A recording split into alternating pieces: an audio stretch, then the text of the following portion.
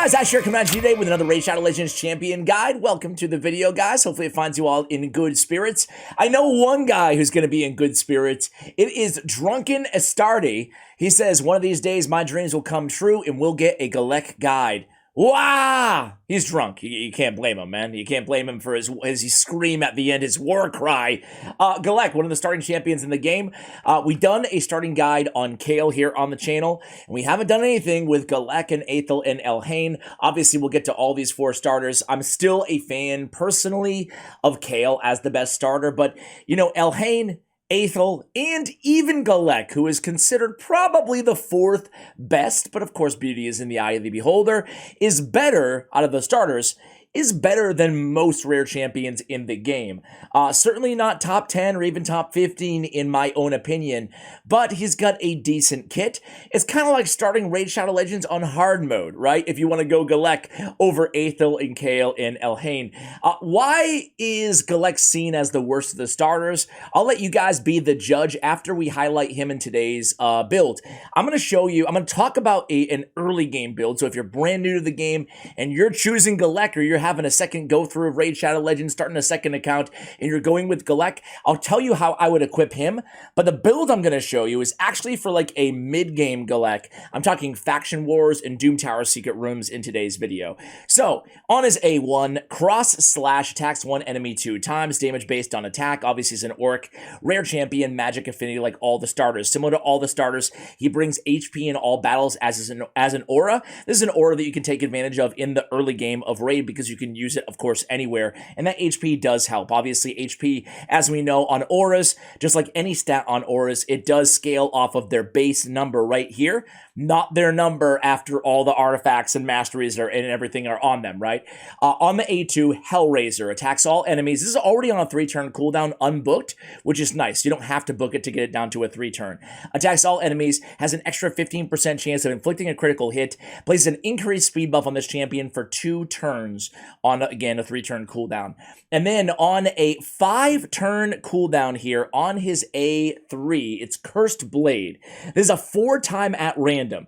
Has a 40% chance when booked of placing a decreased defense debuff for 2 turns. Has a 40% chance of placing a big version of decreased defense for 2 turns if the target has more than 2 debuffs.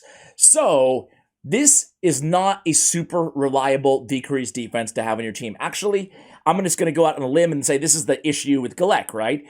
He kind of wants to be a debuffer, but this is not reliable enough. It's 4 times at random. It's only a 40% shot. At placing the weak version, you need 2 debuffs on the enemy for it to be a dependable, decreased defense. And even then, it's on a 5-turn cooldown. So, TLDR, I'm looking at a champion like Fleshmonger in terms of magic affinity rares. I'm looking at a champion like Dagger, a void affinity rare. I'm looking at, ideally, a War Maiden, a force affinity rare, as my main early game debuffers, not Galek, personally. But it's a nice to have, and it can be helpful against bosses, early game clan boss, because most of the time the clan boss is you're going to be using poisoners. Some people use Galek and Kale on the same team. They just build the second champion when they pull them. And with those poisons, you're going to ensure there's at least 2 debuffs, and you'll be placing the big version of decreased defense. So not bad against bosses, not good against waves of enemies in dungeons or anywhere else. All right, we already talked about his aura. Let's talk about how we have him built in today's video. Would you believe there's no lore for the starting champions? No lore for these champions? Come on, man. Some of you guys, like 4 of you watching these videos, really enjoyed the champion lore, and now I'm on a streak right now, if you guys are watching in real time, where I have not been able to, where am I going? What am I doing? I have not been able to share any with you guys. All right, so Galek, we have him in, you guessed it, a stun set. So for me, a rare champion like Galek, right? A lot of people, I feel like, they just build them all out nuker, and that's fine for campaign. And I guess it's good to cover campaign right now. In the early game, you're going to want to make sure that he has 100% crit rate, as much crit damage as you can muster, and as much attack as you can muster, right? Speed is not important. This is only for campaign farming in the early game. Eventually, you're going to get yourself on a hands on a Saurus, get your hands on even a Bellower, get your hands on a Fellhound, and that will be your new campaign farmer. But everywhere else will have speed on the boots. for campaign only attack percentage on the boots, because as long as he's faster than Lord Shazar, who's at 101 speed, as long as he's 102 or higher on his overall speed, he's going to be just maximizing damage. That's all you care about. He's not going to be hit. We don't care about survivability. Go ahead and check out my Saurus guide, Saurus, or my Fellhound guide, because then in those videos, I show you how to build a campaign farmer correctly, and that's going to apply to Galek as well, if that's what you come to this video specifically for. This is not a campaign farming build. So anyway, we have a stun set on him. I love stuns, man. Stuns, you don't need accuracy to land stuns from an artifact set. So it's nice. Obviously, you do still need accuracy on this champion to place the decreased defense on his A3 ability. If you don't care about the decreased defense, which I think you should care about, you can ignore accuracy and just go for damage and survivability. Anyway, total stats here.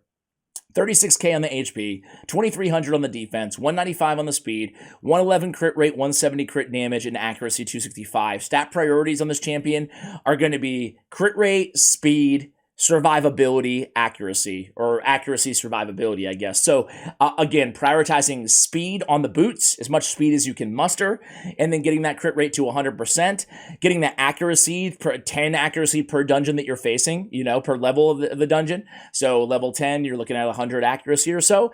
And then after that, then you can worry about survivability over his base attack, because this guy, he can do some damage. He's one of the better damage dealers out of the four, in terms of raw damage, out of the four starters in this game.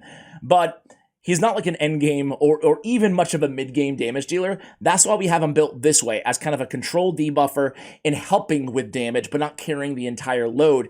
When in a stun set, he can actually help. We talk about all the time here on the channel that we like to sometimes put our support champions who don't bring a ton to the table. We talked about this with Gear Grinder, right? Gear Grinder is just a reviver who has a mediocre heal. That's it, but he's an HP-based champion, so we put him in a shield set. We try to get extra utility vis-a-vis the artifacts, right? So that's what we're doing with Galek in a stun set. This can help you out in Faction Wars, as I said, and in Doom Tower as well. So we have speed on the boots here, and this is something I would advise you guys do early game when building a lot of champions, or at least consider doing, right? So we have defense on the chest. Against survivability, I don't care so much about attack. I'm not trying to min-max his damage. I'm trying to keep him alive, We have crit rate on the gauntlets. We always talk about our damage dealers. We want to get them in crit damage on the gauntlets eventually, right? And that is the case in a lot of situations, but I feel like oftentimes there's nothing wrong with, like this build right here, with going crit rate on a damage dealer. Sure, you're not going to have a ton of crit damage because you're going crit rate instead, but then you can throw on a crit damage artifact set, get a bonus 20% crit damage right there. Obviously, you're going to get crit damage out of your amulet as well, right? So crit damage on our amulet here. And then, overall, we don't have to worry about getting a ton of crit rate on the substats on all the rest of his artifacts, right? And we still have a respectable amount of crit damage at 170. So sometimes it's easier just to go crit rate on the gauntlets, Anyway, we have speed, we have defense percentage on the chest, as I mentioned. His defense, his HP, neither are super, super high. Crit rate there, we have accuracy on the banner.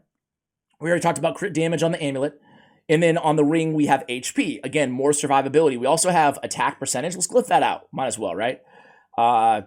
We have attack percentage as well as substats. That's really cool. We get a little bit of defense as well. And again, survivability. This guy, he needs to stay alive, So he needs to stay alive in order to do damage and CC the enemy team. So when it comes to tier 6 options, in terms of like, what are we aiming for here? We have 3 choices. You can go with crit damage. You have all the choices if you want to. You can do whatever you want, right? But I would advise going Flawless Execution, getting a little bit extra crit damage vis-a-vis the Masteries. Go with Helm Smasher if you're primarily using him against waves, right? Against other champions. Same thing applies to some people with campaign farmers go with Helm Smasher. Some go with Flawless Execution. I personally prefer Helm Smasher. Or we could go, since we have him in a stun set, we can go with Fearsome Presence. And because, again, I'm showing you a little bit more of an advanced build on this champion, we're going to do something a little bit strange today. And we're going to build him as a control damage dealer and debuffer, right? So it's a weird blend of everything. We're not maximizing his damage. So we're not going to go offense tree. Now, We already showed this on his skills, but he's already at 111 crit rate, so we don't need the extra damage from the crit rate masteries. Obviously, it'd be nice to have an additional Keen Strike, 10% crit damage. All of these masteries would be nice, and in the early game, I would probably pick up offense and come down to War Master, you know, just keep it pretty basic. So again, we have War Master we could go with against bosses, you know, we have Helm Smasher, and we have Flawless, and as I mentioned, we can pick up Fearsome Presence as well, and that's what we're going to do in today's build. So we're not going to go with offense tree. Instead, as I mentioned, we're going to go defense. We're going to pick up the defense in Tough Skin. We're going to come down here blast proof, mitigate damage from AoE attacks. We're going to come out with a Resurgent. This is a great mastery. Has the chance to remove a random debuff from this champion when they lose 25% or more max HP from a single skill, right? So this procs pretty often, and it's really, really undervalued, I think, out there. Delay Death is a great master. We're going to come down to getting a little bit more damage out of his A1 with Retribution, chance of counterattacking, again, when he loses 25% or more from an enemy skill. But what else that is going to do is potentially land a stun because we have him in that stun set, right? We're also going to pick up Harvest to Spare. This is why we're going defense tree, really. It's the combination of Harvest to Spare and Fearsome Presence. Harvest to Spare, because we're placing stuns at a 23% clip now, right? It bumps our stun by 5%, so it takes us from 18% to 23%. And because we have a great percentage of landing stuns, we're also going to have a 60% chance of landing a leech every time that we land a stun. So now he's bringing healing, he's bringing control, he's bringing damage, he's bringing debuffs to the table, right? So we're just trying to stack the amount of utility we can get from one champion. This is coming at a sacrifice from some damage, you know? I could build him all out nuker, attack percentage everywhere, crit rate, crit damage, and go all offense masteries, but I feel like that's a very one-dimensional, not wrong, but it's a very one-dimensional build for this champion. All right, I am going to go with some offense here, so I'm going to go with a little bit extra accuracy. You can go HP 2 if you want to, but I'd like to get our accuracy a little bit higher because we will be using him basically in the hardest dungeons that you can use him in for the most part, which is Doom Tower Hard Cycle Secret Rooms in today's video. Also use him in Faction Wars. So I can't benefit a lot from Lore of Steel, so instead I'm going to go with Evil Eye. And I definitely want to pick up Master Hexer and Sniper. Increase the chance of placing debuffs, decrease defense by 5%. So that's going to matter on our A3 ability, right? Other than that, guys, I think I will go with Shadow Heal just to help keep him alive. He's not bringing much in terms of buffs and debuffs, so Arcane Celerity and Rapid Response aren't as imperative as they normally are. And then, yeah, I'm going to increase the value of healing and shields, I think. You know what? Instead, I'm going to go with the Exalted Death. Heals a champion by 10% of the max HP when an enemy is killed every round. So this is what I'm going with, guys. Again, it's a little bit of an unorthodox. Let me just show you.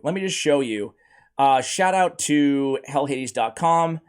I'm going to show you what he recommends here in terms of standard PvE masteries, just to give you guys, again, another option, right? So coming down with War Master, like we said, and the support tree looks fairly similar to ours. Campaign Farmer, they recommend going with crit damage on offense. As I said earlier, personally, I prefer going with Helm Smasher, but you should be able to do it even without masteries, honestly.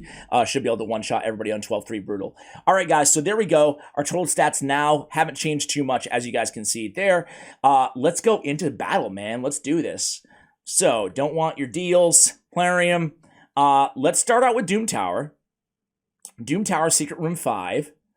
And let's assemble a team here, right? So let's go with debuffer, some control. There's my man Galek. So here we go, guys. It's an all-rare team. And we have a lot of stun sets on this team. I do want to cancel out just really quickly here to make sure that we have artifacts on everybody. And, of course, we don't Ashwalker, my man. Oh, man, Ashwalker, you are looking pretty naked right now, dude. Let's go ahead and throw on some crit rate on the old gauntlets. I'm just going to throw anything that we have here. And then let's give him some boots, some speed boots, and we'll be right back in business here, guys. Speed boots, please. Thank you. All right, what do we got here? Yeah, it doesn't matter. Doesn't matter. Okay.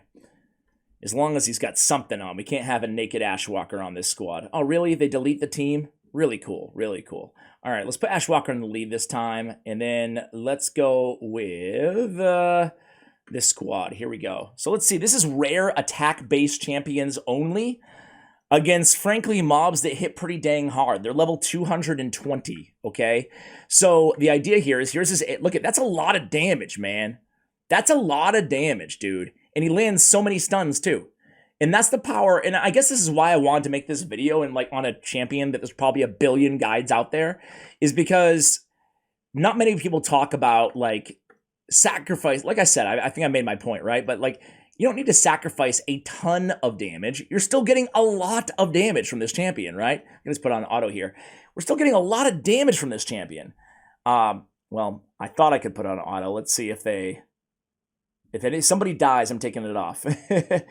But yeah, you don't have to. Sometimes, again, this goes for any champion, right? Sometimes you don't. I think that's an early player mistake to just build everybody as an all-out nuker. Okay, there's two buckets. Bucket number one is support champion, and bucket number two is nuker, and there's nothing in between, right? You can have some really nice control, some versatility in these champions, right? So again, we landed a bunch of stuns there, but then they were cleansed off.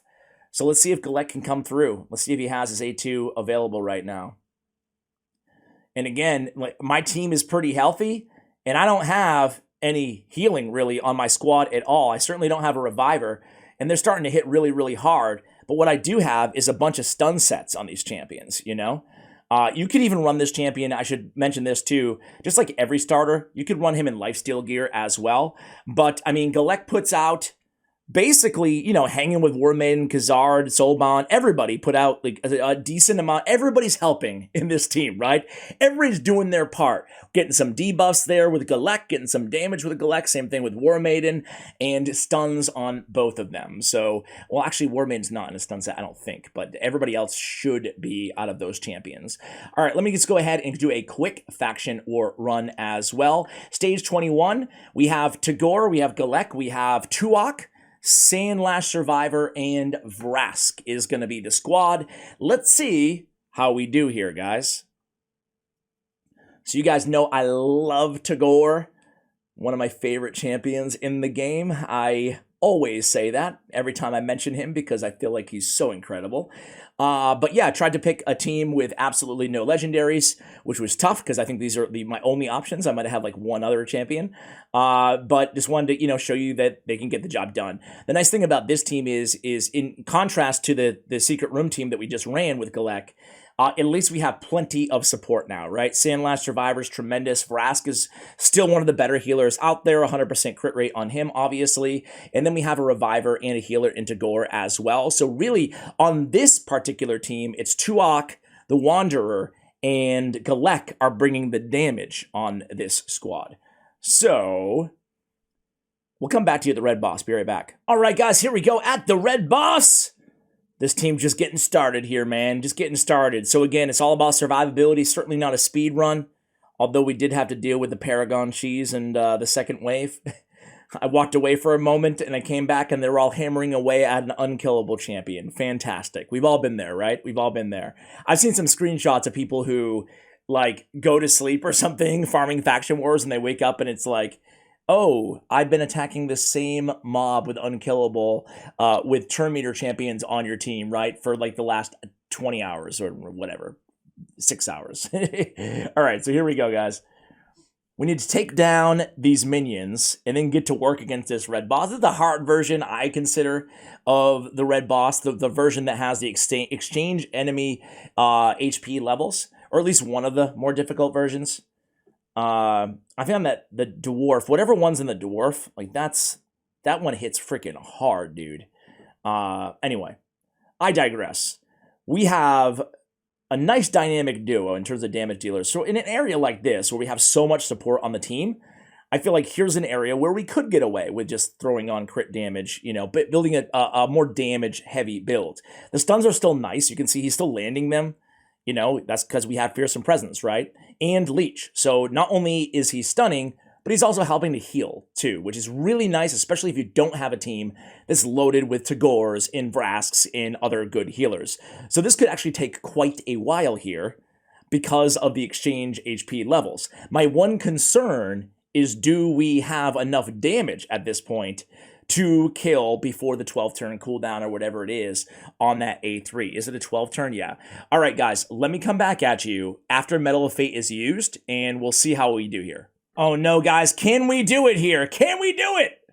He has 2 turns before the life exchange is up, and it's going to get very, very close, very close. The nice thing is we have been able to actually place the big version of decreased defense on him rather consistently, because we do have decreased speed too, so we have those 2 debuffs.